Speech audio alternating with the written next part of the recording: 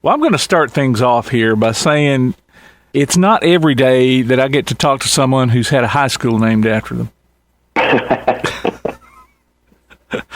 And for those folks out there listening that didn't get that joke, the high school in Greece was named Rydell High School. So that was pretty neat. How are you doing these days? I'm doing great. Matter of fact, I wasn't even aware until I went to see the movie. I basically went to see the movie Grease because my dear friend Frankie Avalon was in it, who played Teen Angel. Right. And then all of a sudden there's Rydell High. I said, oh, my God. Really, what an honor it was. It was wonderful. Yeah, and usually it's something like that happens, it's too late to appreciate it. Yes, so yeah, right, absolutely. But to be even mentioned in that phenomenal movie, which was great, Grease, and I happened to be in another movie that is an all-time classic as well, and that was Bye Bye Birdie. Right, and matter of fact, my last interview was with Anne Margaret here about a month ago. About her latest movie, so I thought it was kind of neat that I followed it up with one. Yeah, she is so sweet. We've been friends since 1963 when we made the movie, and just about a week ago, I did a similar thing, a radio interview with Tony Orlando, and Tony says, before we start the interview, I have a surprise for you, and I said, okay. So it was a phoner, and it was Anne. And, she, how you doing, Miss Rydell, my real name? And she pronounces it really fantastic. Rydell, how do you doing? I said, how you doing, Kim? She's such a sweetheart, and I'm so happy to say that we've been friends, since it's 63, my God. Yeah, she was a real fun interview. And so I'm assuming she was real fun to work with. Absolutely. When we made the movie, Bertie, the cast was great. Working with people like, Dick Van Dyke and Janet Leigh, Maureen Stapleton, Paul Lynde, and every day we went to the set, it was a lot of fun. It was really fun. And, of course, working with Anne, my God, sweetheart. Yeah. And reading about this movie, I read that they actually wrote some lines for you for the movie that, Hugo didn't have much to say in the Broadway. No. Matter of fact, I went to see the Broadway show, and of course Dick Van Dyke was in it, and a gentleman by the name of Dick Gautier played Conrad Birdie. Uh-huh. And I'm looking at Hugo Peabody, and he's not saying a word. He doesn't have a line. He doesn't sing. He doesn't dance. And I'm thinking to myself, what am I getting into over here? But our director, George Sidney, God rest his soul, marvelous man. He saw some kind of magic between Anne and myself. And every day that I would go to Columbia Studios, my script got bigger and bigger and bigger, to the point where there was, a lot of dialogue, singing, and of course the great production number in the movie, the Lots of Living number. Well, let's go back to the beginning. How did you get started? Well, if I had any talent within me whatsoever, my father was the first one to see it. And when I was like 7, 8 years old, my father would take me to nightclubs and would ask the club owner, is it okay if my son got up to, sing a few songs or do some impersonations? And I would get up there being 7, 8 years old at the time, and I did my singing and I did some impersonations. People would applaud. And I thought to myself at that early age, oh, my God, all I have to do is do this, and they do that. What a wonderful feeling. So it's all because of my dad that I'm in the business today. And, really, when I look back on it, doing those things at a very early age, it was sort of like a vaudeville for me, which kind of got me ready for things that were going to happen later on in my life and my career in show business and recording. Well, what impersonations did you do? Oh my God! Back then, Jerry Lewis. Of course, everybody does Jerry Lewis, and I did a TV show. Ed McMahon was the host. It was a show out of Philadelphia called 5 Minutes More. It went on 5 minutes to 12 at night, and Frank Fontaine was the guest. And I used to do him. His original character was called John L.C. Savoni, but then when he was on the Gleason show, it was Crazy Guggenheim. Oh. So, yeah. So I met him when I was 10 years old, and I did him, when I was 10, because when I saw him on TV, I always loved him. Hey, hi, Joe. Hi, Mr. W. Stuff like that. And, Cagney, James Stewart, the ones that everybody did, Yeah. Did you ever do any impersonations once you started touring and performing, At some point in my act, sometimes it'll come just off the top of my head, and I'll just go into Jerry Lewis or Red Skelton, because I used to imitate one of his characters, Clem Kadiddlehopper. Uh-huh. And, the producer of the Red Skelton Hour, his name was Cecil Barker. And he said, I understand you do one of Red's characters. And I said, yes, sir, I do Clem Kadiddlehopper. He says, can I hear it? And I started, yes, sir, boy, yes, sir. And Red happened to hear me. He was rehearsing with the David Rose Orchestra, and he started coming back to me as Clem, Kadiddlehopper. Uh-huh. And from that moment on, I don't know how many I did a lot of shows with Mr. Skelton, and one of the shows was I played his cousin, Zeke Diddlehopper. And from what I understand, I was the only guest artist on the show who ever imitated one of Red's characters. Huh. Well, so when you first heard yourself on the radio, how did you react? Well, I can remember that vividly. My manager at the time, his name was Frankie Day, and we were driving to New York City on the Jersey Turnpike, and we're getting into the New York area where we can pick up radio stations. One of the stations that we picked up was WABC Radio, and the big jockey at the time was Bruce Morrow, and of course he's still, very, very strong today. And he started saying, here's a new kid with a new record, we think he's going to be a big star, yada, yada, yada. Here's Bobby Rydell with Kissin' Time. And I just went, wow, it was so cool, to hear it over the radio for the first time. Yeah. Yeah, it was fantastic. What a marvelous feeling. Yeah. When I was doing my interview with Ann Margaret, she was talking about hearing I Just Don't Understand on the radio the first time. And she said, I just was driving down the highway and just started screaming. And I've heard different stories from different folks, the first time they heard themselves on the radio. And I don't know if you've seen that thing you do, the movie, when the kids are running down the street, with the radio, and it just seems like everybody has a little bit. It's all pretty much the same, but Yeah, absolutely. I almost started crying. It was my very first record, the very first time that I heard it. On one of the big radio stations in the whole country, WABC Radio, New York City. Now, and of course, you've had so many hits, and I play them all on my radio show, by the way. So thank you. Folks get a good dose of Bobby Rydell on my show. So is there a favorite song that you've recorded, or maybe not a favorite song, maybe one that you had the most fun recording? Oh, my God. If you remember, Saturday night, Dick Clark had the show emanated out of New York City. It was sponsored by Beech Nut Spearmint Gum, and I did the show, and it was my second record called "We Got Love." Yeah. And driving back in a limo from New York to Philadelphia, Dave Apple, who did most of my arrangements when I was with Cameo, which later became Cameo Parkway, always had his guitar with him. So we're in the back seat of the limo, and he says, when we get back home, Bobby, this is going to be the next song we go into the studio. And he started on his guitar with a pipe in his mouth, and he started oh wild one. So, that was fond memories because that became my very first million seller, and he sang it to me in the back seat of the limo going back from New York to Philadelphia. But I would venture to say that of all of the songs that I recorded, my signature song is Volare.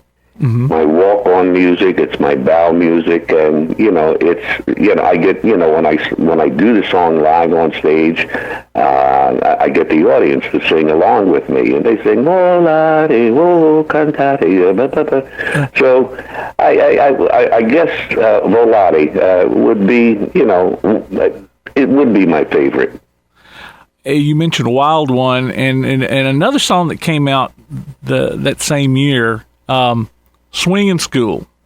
Correct. That's when I play during the school year here. Yeah, okay. So, and matter of fact, I don't know if you remember, Dick Clark made a movie called Because They're Young, and he played a teacher. I think a high school teacher.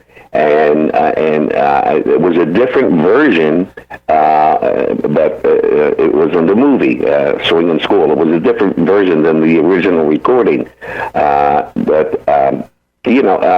Matter of fact, after Swinging School came out, it was a hit for me, we had nothing in the can, and we had recorded an album in New York City at RCA Recording Studios. And Bernie Lowe, who was the president of Cameo, he went back to listen to. We never released it as an album, but he went back to listen to the songs that we did on there, and the song that he picked that came out after Swinging School was Volare. We originally did that in New York City, but we changed it when we got back to Philadelphia, and we added the girls, who, were on all of my records, oh, Bobby, oh, everything, yo, Bobby, whoa, whoa, yeah, yeah. And that became the second million seller. Well, I brought that song up because when I was doing my reading, I had read where that song inspired the Beatles to write She Loves You. It's got that call and answer type thing, and they were wanting to do a song like that. Yeah, you know what, Tim? There's so many things going around about that with McCartney, and I originally thought that Swinging School was like, yeah, yeah, yeah, I go with swing, la, la, la, la, la, and she loves you, yeah, yeah, yeah. But from what I understand, they wrote the song in to my song of Forget Him, which was my third million seller. Okay. And the song was Forget Him if he doesn't love you, yada yada yada. And they wrote She Loves You, yeah, yeah, yeah. So I don't know if it was Forget Him or if it was Swinging School. I really don't know. Well, whichever one it was, I thought it was kind of ironic that they, a song of yours would inspire a big part of that British invasion that would end up, putting a big hurt on, you and several other artists. Yeah, me and of course all of the other artists. But I remember it was 1963, and Anne and I were in London, Anne Margaret and I, to do a command performance for the royal family. And while I was there, I recorded Forget Him at Pi Recording Studios in London. And the song was written by Tony Hatch, who wrote Downtown for Petula Clark, Call Me for Chris Montez. And then I toured with a young lady by the name of Helen Shapiro, who was a really, really fine singer in the UK, and to this day she still is. And we're riding on the bus in the middle of the UK. It was like 10:30 at night. We're going to our next, engagement. And there was a car in front of us. And Helen Shapiro said, "They're the Beatles." Now, this is 1963. When she said Beatles, I started looking around the bus for cops. Really. And the four of those guys, they came on the bus. They knew me, and I met them, and they went their way and we went our way. And I figured, they're four nice guys. They're gigging somewhere. They're going to do a club date, some kind of society, whatever, Yeah. And then 1964, I'm home and I'm watching Ed Sullivan, and boom, They were the Beatles. And I said, oh, my God, I met those guys. And, back then we didn't have, the phones like today to take a picture. We didn't even have a camera. But what a great picture that would have been. In the middle of nowhere in the UK with the four guys, the Beatles coming on the bus, and I'm meeting them, and they met me. Well, so after Beatlemania hit, I think a lot of fans that, whenever you're not on the charts so much anymore, they think, sometimes some of them just forget him, but others, just kind of feel sorry for you. But you got to do what you got to do, and you kept on. You found a way to keep going. Oh, absolutely. I mean, as far as the recording end of the business, it was kind of like over for me. From then I went with Capitol. Nothing happened with Capitol. I signed with Reprise because of Mr. Sinatra. Nothing happened with Reprise, but I kept working. I kept doing dates, so on, so forth.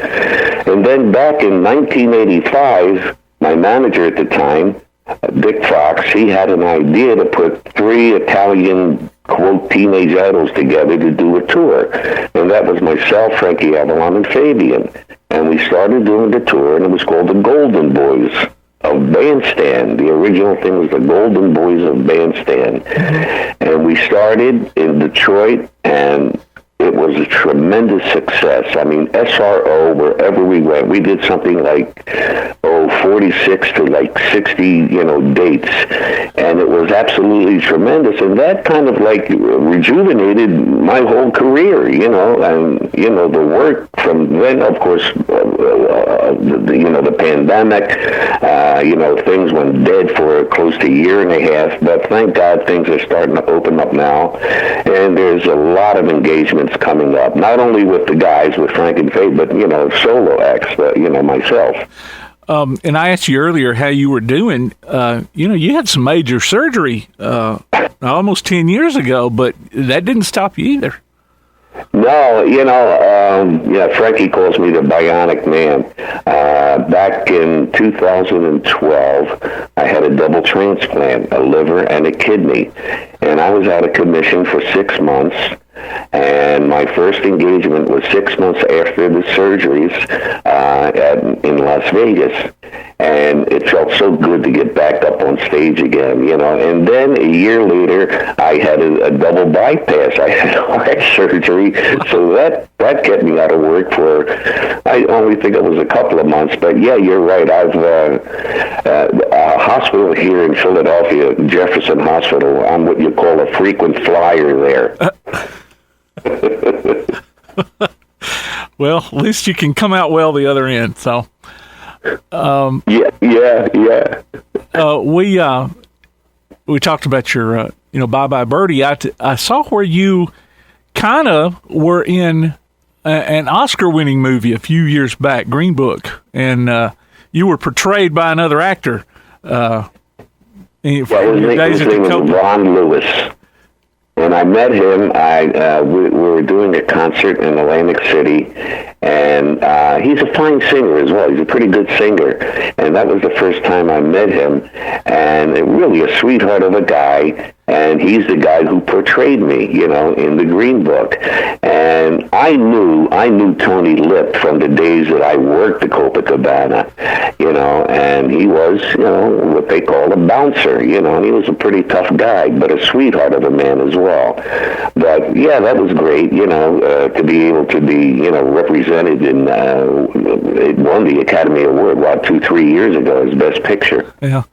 And talking about the Copacabana, you didn't happen to meet up with Rico or Lola there, did you? No. Okay, that's another joke that probably went over folks' heads. The old Barry Manilow song, Rico and Lola, and she had yellow feathers in her hair and a dress cut down to there. So, but Tony, you did mention a Tony. There's a Tony in that song too. Oh, there is. I'm not even. Tony was the one that hooked up with Lola, and then got into it with Rico, and that's where all the things. I see where you're going. Okay, I wasn't aware of that. Yeah, well, I just kind of, my mind went, took a left. Right. That's one of those disco songs there in the 70s. You had a disco version of Sway in the 70s. Yeah. It really it was a modest hit. Nothing, out of the ordinary. But it was a damn good version. Really, and sometimes I will do that. I have an arrangement on it, and our original was like and